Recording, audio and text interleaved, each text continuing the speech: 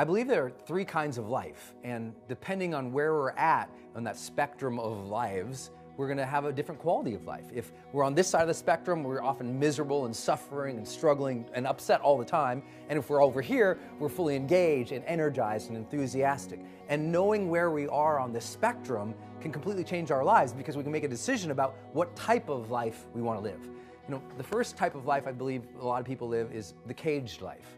And the caged life is just that. It feels like you're caged, like you're trapped. You're trapped in, you know, your past, or you're trapped in your current circumstances. Maybe you're trapped in other people's expectations. Maybe you're just trapped in your own personal limitations of belief or behavior, and you don't feel like you can break free. You don't feel like you can have that emotional freedom or that time freedom or that financial freedom. You truly feel trapped.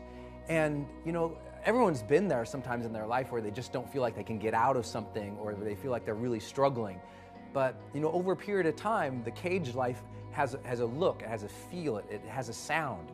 You know, if you take a big animal and you throw it into the zoo and put it behind bars, that big animal will stalk in frustration and fire and want to get out of there. Over a period of time, though, that animal soon becomes resigned, and it goes back towards the back of the cage, and it sits there angry and frustrated, looking out into the world. And as that animal looks out into the world, it has that resignation of anger and frustration.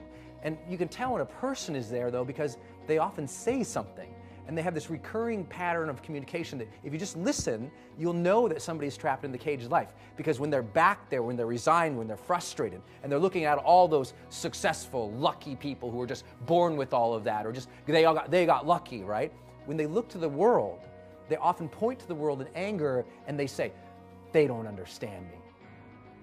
And they have this fire in them that believes that other people can't understand them, that they are trapped in something that nobody else could understand. And the great tragedy of all that is a very simple thing, is that those very people who say, they can't understand me, or they don't know, those people, their anger separates them from other people. And now they're less likely to be the ones who ask for help. And yet they're the ones who need the help.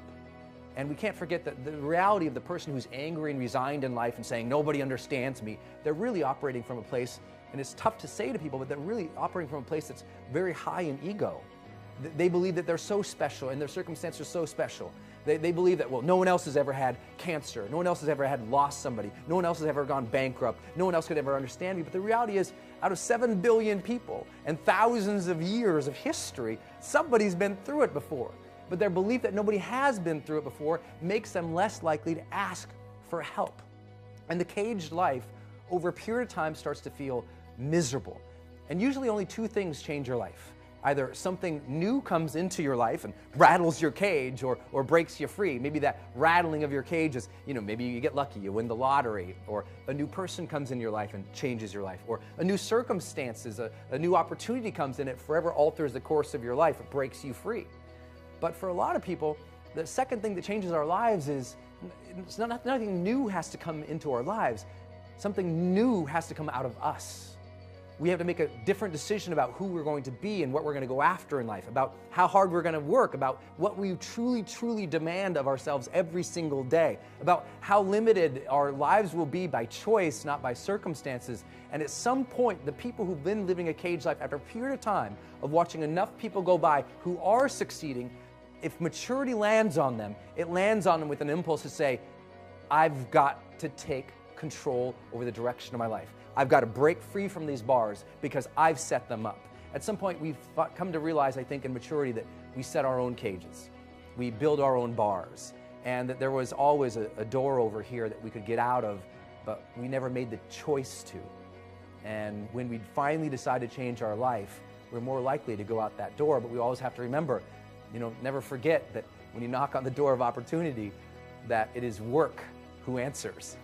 You know, it's going to take a lot of work to change your life, to break free from the bars, to get going again. But I think that's the great opportunity. And when people finally break through that cage and they get out in the open and have more freedom in their life, that kind of life has a quality too. It feels incredibly different. That kind of life feels more free. And that kind of life over a period of time is incredible because you have more freedom to direct yourself, more freedom to do things. And what ends up is people end up with deeper skills. They end up, chasing their passions more often. That often, as they get on a roll, they start becoming more successful. As they become more successful, the things they think that they wanted in their lives come into their lives. They got the 2-car garage, the white picket fence, the house, the kids, the friends, the dinner parties, enough to get by and maybe a little bit more.